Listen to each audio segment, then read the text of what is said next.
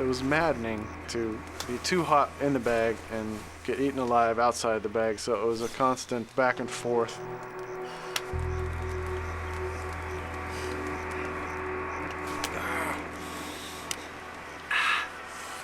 If you fell asleep with the sleeping bag wide open, it was a big mistake.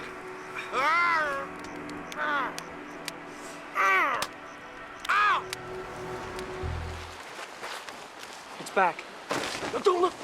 Pretend like we haven't seen it. How do you know it's the same one? I know that crab anyway. I'll go around the back and jump it. The classic pincer movement.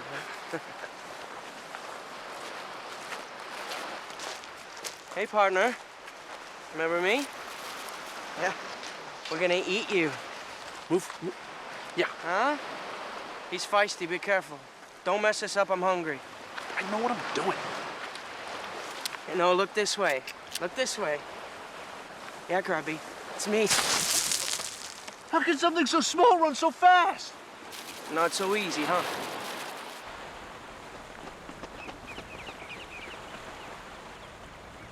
Stupid. It's short-sighted. They can't see us from back here.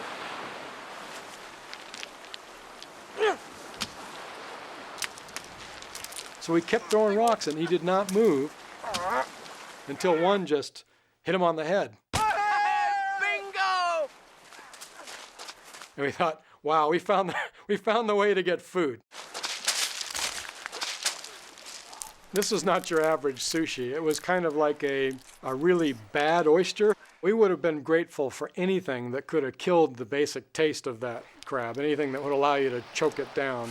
But at that point, we were hungry and thirsty enough that it just didn't matter. There was not enough crabs that we would be able to survive on them more than a few days, and that if we weren't able to find some other food source in the vicinity, that eventually we'd die from hunger.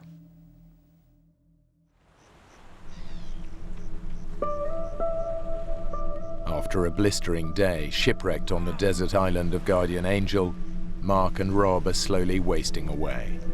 They're surviving on cactus juice and crabs, but the heat is a potentially lethal problem, even at night. Our spirits, I think, were not bad, but not seeing anybody, not seeing a boat, it was quite depressing. You think anyone will see the fire? Can't hurt. What I wouldn't give to be able to peel the top layer of my skin off and burn it up. My tongue is all swollen. Feels like a football. The stupid insects are driving me crazy. Ah! Another constant annoyance on the island were these sandflies. They were tiny little gnat-like things that had severe bites. Because you can't see them, there's nothing to swat. You know, these things somehow get on you and they're able to bite you, and you don't see them, you don't feel them until it's too late. I tried to stay in the sleeping bag to avoid the sand flies, but as soon as it got too hot, I'd open the bag and I'd start getting eaten alive by these sand flies. It was maddening to be too hot in the bag and get eaten alive outside the bag, so it was a constant back and forth.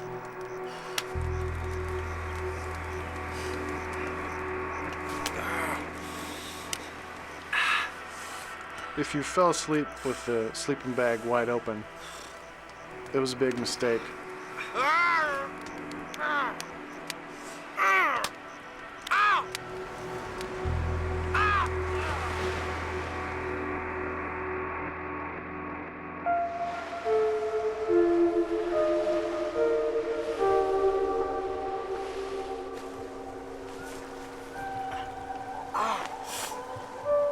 I've been bit. I've been bit all over. Yeah, they got me too. The bites were all over our face, necks, ears, anywhere they could get to, they would bite you. Do you think they're poisonous? If they were, we'd be dead already. No, they're sandflies. They're like mosquitoes, but turbocharged. The itching will drive you crazy, but they're harmless. How do I look? Buddy, you look great. You could run your hand up and down your arm, and it was just all bumpy up and down, and the welts were, turning red and a bit infected in places. Nothing seemed to be able to really stop them. Oh, no. What's wrong? My ring. My wedding ring. Look how loose it is. That's not good. I'd been married since I was 17, and you don't get any lighter as you get older generally, and my wedding ring had become quite tight in recent years. And when it slipped right off my finger, that was a new experience, and I realized it was because we were losing so much water weight from our bodies. How about a cookie to fill us up? They gotta have dried out by now. Don't do it. Why not? It's about 90% sea salt. Oh, How are they? they're a little salty. Yeah. Oh.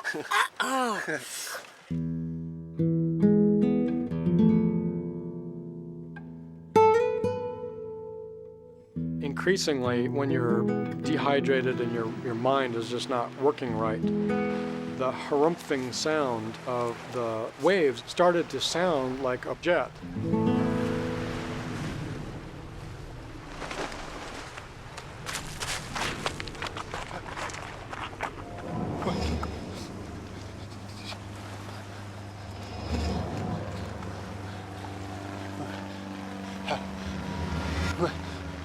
The sight of this plane going by, it drives you crazy.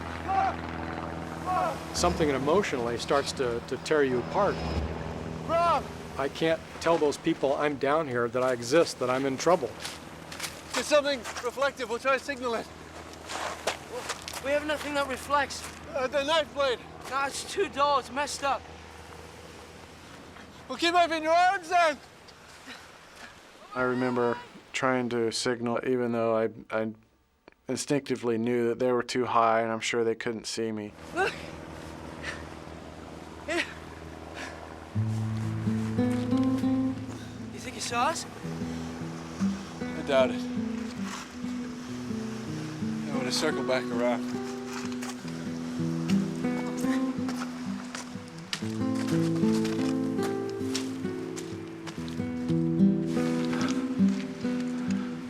We saw a few jet airliners going probably 30,000 feet or above, speeding along, and there's these people up there nice and comfortable in their seats and probably eating peanuts and drinking their martinis and having a good old time while we're down here, wishing that we could somehow signal them. It was one of the many heartbreaking things that we experienced.